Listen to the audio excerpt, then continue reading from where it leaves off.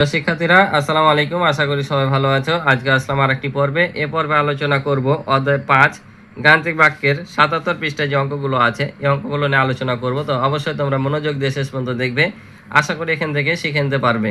যেহেতু আমি ধারাবাহিকভাবে অঙ্কগুলো দিয়ে থাকি, সেহেতু আমার ক্লাস দেখলে আমি আশা করি যে তোমাদের অন্য কোথাও আর পড়া লাগবে না। তো চলো আমরা অঙ্কগুলো শুরু করি। তো এখানে যে অঙ্কগুলো দেওয়া আছে, এখানে দুইটি করে নিয়মে দেওয়া আছে, অর্থাৎ ঐকিক নিয়ম এবং গাণিতিক বাক্য দুটি তোমাদের দেওয়া আছে। এই অঙ্কগুলো তোমরা কিন্তু ঐকিক নিয়ম এবং গাণিতিক বাক্য যেভাবে করো সেভাবে কিন্তু হবে। আর যদি নির্দিষ্ট করে বলে দেয় যে গাণিতিক বাক্যে করো, তাহলে গাণিতিক বাক্যেই করতে হবে। আর গাণিতিক বাক্য সম্পর্কে তোমরা ধারণা পেয়েছো যে কী জিনিস। আমি গত পর্বে অঙ্কগুলো করেছি, গাণিতিক বাক্যের মাধ্যমে করেছি। অর্থাৎ গাণিতিক বাক্য হচ্ছে যোগ বিয়োগ গুণ ভাগ সম্বলিত এই 4 প্রক্রিয়া চিহ্ন নিয়ে আমাদের বাক্য গঠন করে সমাধান করতে হয়। তো এখানে আবার করলেই তোমরা বুঝতে পারবা এখানে ঐকিক নিয়ম এবং গাণিতিক বাক্য দুটি দেওয়া আছে। তো বলছে এখানে দেখো, মামুন সাহেবের মাসিক বেতন 30,000 টাকা। প্রতি মাসে তিনি 15,000 টাকা বাড়ি ভাড়া এবং 14,500 টাকা অন্যান্য জিনিস ক্রয়ে খরচ করেন। তিনি 7 মাসে কত টাকা জমা করেন? তাহলে এখানে দেওয়া আছে যে মাসিক বেতন প্রায় 30,000 টাকা, আর বাড়ি ভাড়া বাবদ 15,000 এবং অন্যান্য জিনিস ক্রয় খরচ করে 14,500 টাকা। এখন এই যে অঙ্কগুলা কোনটা কার আগে করতে হবে, এটাই হচ্ছে হিসাবে ধারাবাহিকতার অঙ্ক, যে আমাদের আগের কাজগুলো আগে করতে হবে, পরের কাজগুলো পরের কাজ। তো এখানে দুইটা নিয়ম, এটা দেওয়া আছে তোমার গাণিতিক বাক্যে, এটা দেওয়া আছে ঐকিক নিয়মে, ঠিক আছে? তো গাণিতিক বাক্যের চাইতে ঐকিক নিয়মটা বেশি কিন্তু সহজ, বুঝতে পারছো? গাণিতিক বাক্যের চাইতে ঐকিক নিয়মটা কিন্তু সহজ, কারণ ধাপে ধাপে যেটা আগের কাজ করতে হবে সেটা করে দিতে হবে, এখানে কোনো ভেজাল নাই। অর্থাৎ যেটা আগে আগে করবা, পরেরটা পরের কাজ করবা, গুণ ভাগ যায় আসুক করে দিতে পারবা। কিন্তু গাণিতিক বাক্যে যখন করবা তখন তোমাকে যোগ বিয়োগ গুণ ভাগ কোনটা আগে কোনটা পরে হবে, বন্ধনীর ব্যবহার সব কিছু আছে। তাই গাণিতিক বাক্যটা একটু জটিল। তোমরা যদি উল্লেখ না করে দেয় পরীক্ষায় আসে, ঐকিক নিয়মে করার চেষ্টা করবা। আমি মনে করি যে ঐকিক নিয়মটাই সহজ। দেখো দুইটা অঙ্ক এখানে করাবো, তখন বুঝতে পারবা। হয়তো ঐকিক নিয়মে করার পর এটা করাবো তাই সহজ লাগবে, কিন্তু ডাইরেক্ট করতে গেলে কিন্তু একটু জটিল লাগবে, ঠিক আছে? তাই আমি সাজেস্ট করব তোমরা ঐকিক নিয়মে করার চেষ্টা করো। তারপরে তোমাদের ইচ্ছা, কারো কাছে আবার গাণিতিক বাক্য বেশি সহজ লাগে, কারণ গাণিতিক বাক্যে আবার বেশি লিখতে হয় না, শুধু এভাবে বসালে একটানা করলেই অঙ্কগুলো হয়ে যায়। তো যার যেটা ইচ্ছা করবা, আমার মতটা আমি তোমাদের বললাম। তাহলে এখানে বলছে বাড়ি ভাড়া অন্যান্য জিনিস ক্রয়ে খরচ করেন। অর্থাৎ আমাদের এই অঙ্কটা কী করতে হবে, আমাদের চেয়েছে এখানে 7 মাসে কত টাকা জমা করে, তাই কি না? তো 7 মাসে জমা করার আগে আমাদের 1 মাসের জমা লাগবে, যে 1 মাসে কত জমা করে। কারণ 1 মাসের জমা পেলে আমরা 7 দিয়ে ওটাকে গুণ করলে 7 মাসেরটা পাবো। তাহলে 7 মাসের বের করার আগে 1 মাসের লাগবে। আর 1 মাসের জমা বের করার আগে আমাদের কি করতে হবে, আমাদের যে খরচগুলো হয়েছে সেগুলো বের করতে হবে। কারণ এই মোট টাকা থেকে খরচ বাদ দিয়ে যেটা থাকবে সেটাই জমা। কারণ ধরো যে তোমার আম্মা তোমাকে টিফিন বাবদ খরচ প্রতিদিন দেয়, মনে করো 100 টাকা টিফিনের খরচ। সেখান থেকে তুমি দেখা যাচ্ছে যে বিভিন্ন ধরনের জিনিস খাও, দেখা যাচ্ছে তুমি ভাত খাইলা 50 টাকার, আবার ধরো যে তুমি অন্যান্য জিনিস খরচ করলা 30 টাকা। তাহলে এই যে এখন তোমার কত টাকা জমা হবে, তোমার যেটা খরচ বাঁচবে, অর্থাৎ 50 টাকার ভাত খেয়েছো, 30 টাকার অন্যান্য জিনিস খেয়েছো, 80 টাকার জিনিস খেয়েছো, আর এই যে 20 টাকা অবশিষ্ট থাকছে, এটা তো তোমার জমা হবে, ঠিক না? এটাও তেমন ঠিক। আমাদের তাহলে কী করতে হবে, আমাদের আগে এই খরচগুলো বের করতে হবে।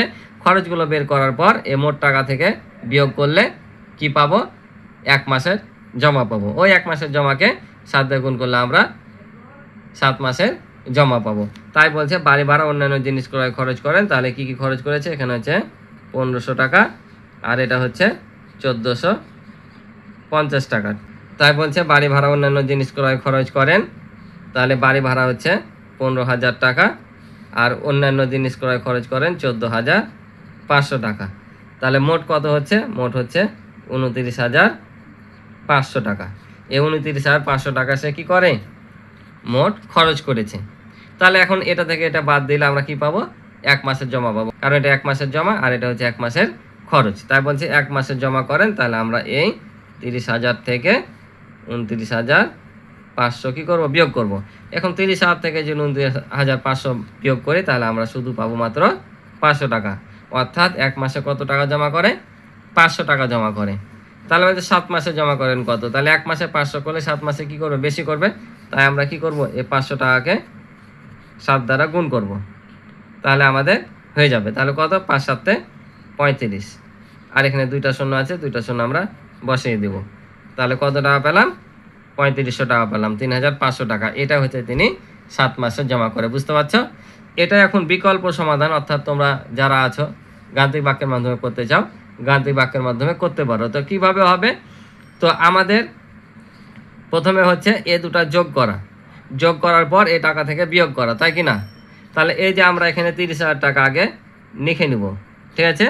তারপর এই যে এই দুটো টাকা আমরা কি করব, যোগ করব, কারণ আমাদের খরচগুলো আগে কি করতে হবে, যোগ করা লাগবে, ঠিক আছে? তো যোগ করা লাগবে। এখানে একটা জিনিস ভালো করে লক্ষ্য রাখো, এই যে এগুলোতে তোমার বন্ধনী প্রতীক কিন্তু ব্যবহার করতে হবে, ঠিক আছে? কারণ আমরা এখানে সরাসরি কিন্তু এটা থেকে এটা বিয়োগ করতে পারবো না, ঠিক আছে? আমরা গুণের ক্ষেত্রে হয়তো বন্ধনী না দিলেও সমস্যা নাই, এই সামনে বিয়োগ থাকলে, কিন্তু এখানে আমরা বন্ধনী কেন দেব, এই বন্ধনী দেওয়ার উদ্দেশ্য হচ্ছে আমাদের আগে এই কাজটা করতে হবে, অর্থাৎ বন্ধনীর ভিতর যে কাজটা আছে সে কাজটা আগে করতে হবে, প্রথম বন্ধনীর কাজ আগে করতে হয়। তাহলে আমরা দেখো প্রথমে কোন কাজটা করেছি, এই কাজটা করলাম না, এই কাজটা করলাম। এখানেও ঠিক আমাদের বুঝাতে হবে যে আমরা এই কাজটা আগে করব, তাই একে বন্ধনী দিয়ে ঘেরলাম।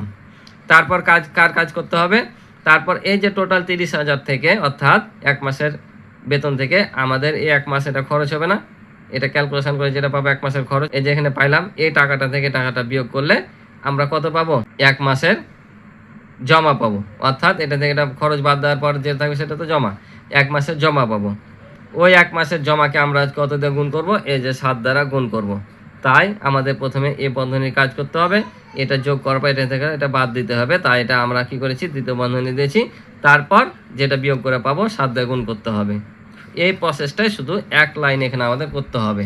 তাই আমি মনে করি কি এটার চাইতে এটাই সহজ, তাই আমি বলি কি তোমরা এভাবে করার চেষ্টা করবে, তারপরে তোমাদের ইচ্ছা যার যেটা সহজ লাগে।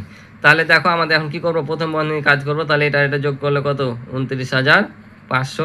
দেখো আমরা এটার আগে কাজ করছিলাম, এটাও কিন্তু এখানে আগে কাজ আছে, আর এখানে যা আছে তাই কিন্তু এগুলো থেকে যাবে, এগুলোর কোনো কাজ নাই। তাহলে আমরা কোনটার কাজ আগে করব, এইটার কাজ, তাহলে এখানে যা আছে তাই থেকে যাবে, যেহেতু আমরা এটার কাজ করছি না, আগে এটার কাজ করতে হবে। তাই দেখো এটাও এখানে আগে কাজ করেছিলাম, এখানেও কিন্তু কাজ হচ্ছে। তাহলে কত পেয়েছি আমরা, 29,500, আর এখানে 7 আছে 7। তাহলে এবার দেখো প্রথম বন্ধনী উঠে গেল, এখন আমরা করব দ্বিতীয় বন্ধনী কাজ। তাহলে এটা থেকে এটা বাদ দিলে 500, আমাদের দ্বিতীয় বন্ধনী উঠে যাবে, গুণিত 7, 5 7 3500 টাকা। বুঝছো? তাহলে অতএব তিনি 7 মাসে 3500 3,500 টাকা জমা করেন। বুঝতে পারছো? এই যে দুটো নিয়ম দেখাইলাম, একসাথে তোমরা দুটো নিয়ম পাইলা, এখন তোমাদের ইচ্ছা যেটা খুশি সেটা করতে পারো। এবার দেখো এখানে বলছে 1 ডজন কলা ও 1 হালি ডিমের দাম একত্রে এত টাকা, একটি ডিমের দাম 13 টাকা হলে একটি কলার দাম কত? 1 ডজন কলার দাম বলেছে এবং 1 হালি ডিমের দাম একত্রে এত টাকা আছে, অর্থাৎ দুইটি জিনিসের এখানে দাম আছে। আবার একটি ডিমের দাম 13 টাকা হলে একটি কলার দাম কত বলেছে। তো এই অঙ্কটা দেখো ওরা এখানে বলে দিয়েছে কীভাবে করতে হবে, তো আমি আমার মতো করে বলি। তো একটা জিনিস মনে রাখো যে এই ধরনের অঙ্কগুলো কিন্তু অনেক ইম্পর্টেন্ট অঙ্ক। এই ধরনের অঙ্ক তোমাকে বিভিন্নভাবে দিতে পারে, গরু দিয়ে দিতে পারে, থালা পেলে দিতে পারে, বিভিন্ন জিনিস দিয়ে দিতে পারে, কিন্তু ধরনটা একই। তাহলে যে 1 ডজন কলা এবং 1 হালি ডিমের দাম একত্রে এত টাকা বলেছে, একটি ডিমের দাম 13 টাকা হলে একটি কলার দাম কত বলেছে। তো আমাদের একটি কলার দাম বের করতে হবে, এটা টার্গেট থাকবে, ঠিক আছে? তো এখানে 1 ডজন কলা আর 1 হালি কলার দাম দেওয়া আছে এতে, তাহলে আমাদের এটা কিন্তু দুটার দাম একসাথে দেওয়া আছে। তো আমরা যদি এখন একটি কলার দাম বের করতে চাই, তাহলে আমাদেরকে আগে কী করতে হবে, আমাদের এই 1 হালি ডিমের দাম বের করতে হবে। কেন 1 হালি ডিমের দাম বের করতে হবে? কারণ আমরা যদি 1 হালি ডিমের দাম থেকে এই 1 ডজন কলা 1 হালি ডিমের দাম বিয়োগ করি, তাহলে কয়টি কলার দাম পাবো, 1 ডজন কলার দাম পাবো। আবার 1 ডজন সমান কি 12টি, তাহলে 12টি দিয়ে যদি আমরা এই 1 ডজন কলার দামকে ভাগ করি, তাহলে কয়টি কলার দাম পাবো, একটি কলার দাম পাবো। বুঝতে পারছো? তাই এই কথাগুলো এখানে বলেছে যে 1 ডজন সমান 12টি এবং 1 হালি সমান 4টি। তাহলে প্রথমে একটি ডিমের দামের সঙ্গে 4 গুণ করে 4টি ডিমের দাম আমাদের বের করতে হবে। আমি যেটা বললাম যে একটি কলার দাম বের করার জন্য আমাদের আগে করতে হবে এই 4টি ডিমের দাম বের করতে হবে, 1 হালি মানে 4টি ডিমের দাম বের করতে হবে। 4টি ডিমের দাম থেকে এই দামটা থেকে বাদ দিলে আমরা 1 ডজন কলা অর্থাৎ 12টি কলার দাম পাবো। তারপর আমরা 12 দিয়ে ভাগ করলে একটি কলার দাম পেয়ে যাবো। তাই বলছে এরপর 12টি কলা ও 4টি ডিমের দাম থেকে 4টি ডিমের দাম বিয়োগ করে 12টি কলার দাম বের করব, যেটা আমি বললাম কিন্তু, ঠিক আছে? আবার বলছে 12টি কলার দামকে 12 দিয়ে ভাগ করলে একটি কলার দাম পাবো। বুঝতে পারছো? তাহলে আমাদের একটি কলার দাম বের করার জন্য আমাদেরকে এখানে 4টি ডিমের দাম বের করতে হবে। এই দাম থেকে 4টি ডিমের দাম বিয়োগ করলে আমরা 12টি কলার দাম পাবো। তারপর 12 দিয়ে ভাগ করলে আমরা একটি কলার দাম পাবো। তাই এখানে বলছে একটি ডিমের দাম 13 টাকা। অতএব 4টি ডিমের দাম কম না বেশি? বেশি। তাহলে 13 গুণিত কত? 4। তাহলে গুণ করলে হবে 4 তেরং 52। তাহলে 12টি কলার দাম কি করব? তাহলে আমরা এই যে একত্রে দাম দেওয়া আছে 196 টাকা, 196 টাকা থেকে আমরা এই 52 টাকা বাদ দেবো। তাহলে কয়টি কলার দাম পাবো? 12টি কলার দাম পাবো। তাহলে এটা থেকে এটা বাদ দিলে 4, 9 থেকে 5 বাদ দিলে 4 আর 1 বসে যাবে। ঠিক আছে? এই অঙ্কটা কিন্তু আর একটা নিয়ম নিচে নিচে বসে করার আছে, এটা এভাবে করে দেখিয়েছে তাই এভাবে করালাম। যদি এমন অঙ্ক পরবর্তী পৃষ্ঠায় আসে তখন আমি ওইভাবে করাবো। ঠিক আছে? তো এখন দেখো, তাহলে এটা পেলাম। এখন বলছি একটি কলার দাম, তাহলে এই যে এটাকে 12 দিয়ে ভাগ করলে কি পাবো? একটি কলার দাম পেয়ে যাব, তাই না? তাহলে আমরা লিখবো যে 144 ভাগ হচ্ছে 12। তাহলে 12 দিয়ে 144কে ভাগ করলে হয় 12 12 144। তার মানে একটি কলার দাম আমরা পেলাম 12 টাকা। বুঝতে পারছো? তাহলে এখানে যাই থাক, তোমাকে সংখ্যা নামগুলো চেঞ্জ করে দিতে পারে। তাহলে এখানে এটার আগে যা সংখ্যা থাকবে বের করে নিবা, এটাতে বিয়োগ করে এখানে যা থাকবে অর্থাৎ যতগুলো সংখ্যা থাকবে সেটাতে বিয়োগ করবা। যেমন এখানে 4টি ডিমের দাম বের করলাম, মোট দাম থেকে বাদ দিলাম 12টি 1 ডজন কলা অর্থাৎ 12টি কলার দাম পেলাম। তারপর 12 দিয়ে ভাগ করে আমরা একটি কলার দাম পেলাম। এভাবে সেম করতে হবে। একই অঙ্ক তোমাদের হয়তো এই কথাগুলো চেঞ্জ করে দিতে পারে। ঠিক আছে? তো এবার দেখো আমরা সমস্যাটি এভাবে সমাধান করতে পারি। অর্থাৎ এভাবে বলতে কি, যে গাণিতিক বাক্য বললাম যে আমরা সমস্যাটি কিভাবে করব, এই যে একটি কলার দাম, ডাইরেক্ট একটি কলার দাম বের করে দিবা। অর্থাৎ গাণিতিক বাক্যে যে উত্তরটা চাই সেটা লিখে এভাবে বাক্য গঠন করে আমাদের করতে হয়। তাহলে এই যে প্রথমে বললাম যে প্রথমে কার কাজ, প্রথমে এই যে 4টি ডিমের দাম বের করতে হবে। তারপর 4টি ডিমের দাম এই দামটা থেকে বিয়োগ করতে হবে। অর্থাৎ এই যে আমাদের এখানে 196 থেকে আমাদের কি করব, 4টি ডিমের দাম অর্থাৎ এই যে 13 গুণিত 4, 4টি ডিমের দাম বিয়োগ করে এখানে যে বিয়োগ ফলটা পাবো সেটাকে আমরা কি করব, 12 দ্বারা আবার ভাগ করব। কারণ ডিমের সংখ্যা কত? 1 ডজন অর্থাৎ 12টি। তাহলে দেখো আগে কার কাজ হবে, এখানে যেমন আমরা এটার কাজ আগে করেছি, ডিম বের করেছি, তেমনও এখানে ডিমের দামটাও আগে বের হয়ে যাবে। এটা যা আছে তাই। দেখো 4 তেরং 52 আর এখানে 12, এটা থেকে এটা বিয়োগ করলে আমরা কত পেয়েছি? 144 আর এখানে 12, 12 12 144 অর্থাৎ একটি কলার দাম হচ্ছে 12 টাকা। বুঝতে পারছো? তো এই পৃষ্ঠাতে একটা এই ধরনের অঙ্ক আছে, আশা করি যে তোমরা পারবা। তোমরা এই অঙ্কটা চেষ্টা করবে 179 পৃষ্ঠায়। এই যে 2টি টেবিল 4টি চেয়ারে মূল্যায়ন করতে বললাম, যে কথাগুলো শুধু চেঞ্জ করবে। এই অঙ্কটা তোমরা বাসায় নিজেরাই চেষ্টা করবা। ঠিক আছে? আশা করি পারবা। তো আশা করি অঙ্কগুলো তোমরা বুঝেছো। তো আজকে পর্যন্ত ছিল পরের অঙ্ক। ক্লাসটি ভালো লাগলে অবশ্যই তোমরা চ্যানেলটি সাবস্ক্রাইব করে আমার পাশে থাকবে এবং ভিডিও ভালো লাগলে অবশ্যই একটি লাইক এবং কমেন্ট করে তোমাদের মতামতগুলো জানাবে। আর ইতিপূর্বে যারা চ্যানেলটি সাবস্ক্রাইব করে রেখেছো তাদেরকে অসংখ্য ধন্যবাদ। তো দেখা হবে পরবর্তী নতুন পর্বে। আল্লাহ হাফেজ।